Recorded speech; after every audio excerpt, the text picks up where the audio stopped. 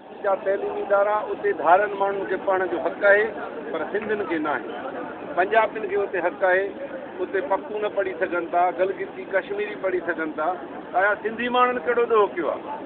इहा सिंधियुनि खे इहो अहसासु पैदा कयो पियो वञे त तव्हां ग़ुलाम आहियो ऐं ग़ुलाम क़ौमुनि जे फर्दनि खे ॼण तइलीम जो हक़ु न आहे। उन करे असां खां तइलीम जो हक़ु खटियो वियो आहे। पर असां इन ज़ालमाने क़दम ते ख़ामोशी अख़्तियार करे न वेंदासीं।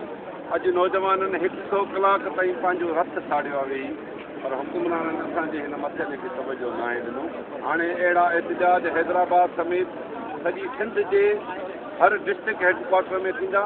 आख़िर में गवर्नर हाउस जो घेराव थींदो, एहतजाज कंदासीं, मुज़ाहिरा कंदासीं, धरना हणंदासीं, पर असां पंहिंजे सिंधी शागिर्दनि खे पंहिंजे तइलीम जो अच्छा इन सिलसिले में इन एहतजाज जे सिलसिले में तव्हां जेके ॿिया कॉमर्स पार्टियूं आहिनि या जेके सिंधी आहिनि लीडर उन्हनि सां बि लहवेचर में आया हुआ, उन्हनि सां ॻाल्हायो आहे त इन मामले में गॾिजी करे आवाज़ स्टूडेंट फेडरेशन पंहिंजी जदोजहद शुरू कई आहे। GSN स्टूडेंट फेडरेशन जे नौजवाननि उन्हनि पंहिंजो एहतजाज जो सिलसिलो शुरू कयो आहे ऐं लाज़मी स्टूडेंट फेडरेशन सां बि ॻाल्हाईंदासीं। ऐं हर सिंधी माण्हू जो कमु आहे ऐं हर सिंधी फैमिली खे हिन में इन्वॉल्व थियणु खपे, हर सियासी जमायत खे इन्वॉल्व थियणु खपे।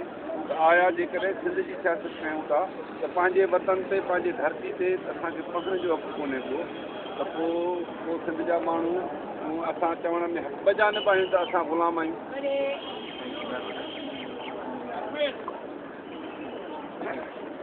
अॼु 100 कलाक